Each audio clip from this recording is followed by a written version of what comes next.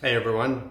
I was at a trade show last weekend and this woman came up to me and she had one of those hydrogen bottles and she was saying how it had really helped her digestive system because she used to be gluten intolerant and now she could eat wheat products. So I asked her just a casual question. I said, well, what water do you put in the bottle? Because if you're creating hydrogen water, you want to have clean, good quality water. And she said, I use distilled water. And I said, well, distilled water is acidic. And this is where a little bit of knowledge can be dangerous because she said, well, you have to drink acidic water because your stomach's acidic. And if you're not drinking acidic water, then you're not going to digest your protein, and that's not good.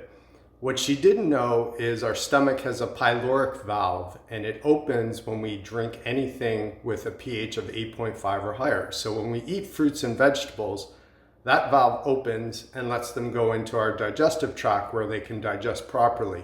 Meats and proteins digest in the acid in the stomach, but our bodies are very complicated and they're designed to accommodate different types of food.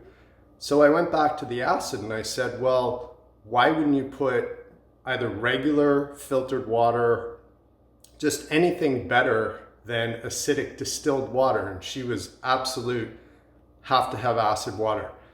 My thoughts, without going into a whole bunch of research, is number one, when the ocean becomes acidic, the ocean is alkaline. We look at the coral reefs off of Australia, the oceans absorb all the CO2 in the atmosphere, they're becoming more and more acidic, the reefs die off. We go out to the West Coast every summer and there's a mussel farm there, and I ran into the owner.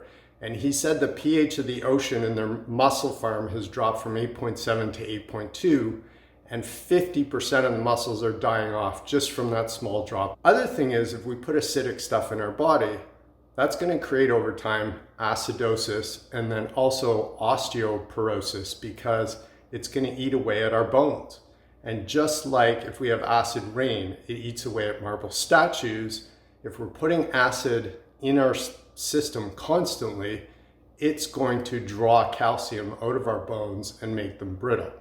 So I just wanted to show you quickly with a little test looking at reverse osmosis water and distilled water and show you how acidic they are. So this is just pure distilled water and these are pH drops. So if it's yellow or orange or red, it's acidic. And this is reverse osmosis water from our water depot. And you can see that's acidic too. Now they sell an alkaline reverse osmosis, which you can see is just about 7. Green is 7, blue, you're getting up into the 8 range. And this is strongly alkaline hydrogen water. You don't want to be putting these in the body because over time they're going to cause osteoporosis and create disease and inflammation. Now another characteristic is the charge in the water.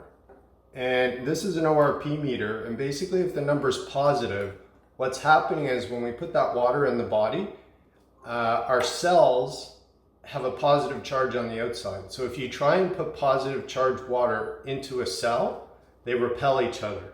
So you can see this is strongly 500.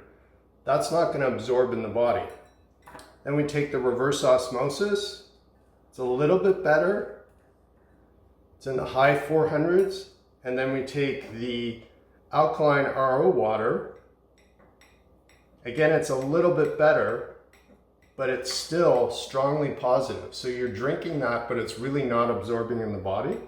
Then we go to the hydrogen water, and that has a strong negative charge. So that absorbs almost 8 times better than these waters, and it's not acidic, so it's helping support our body. Our blood is naturally slightly alkaline, so putting acidic stuff in the body just doesn't make sense. You want to have alkaline water to support good health, proper hydration.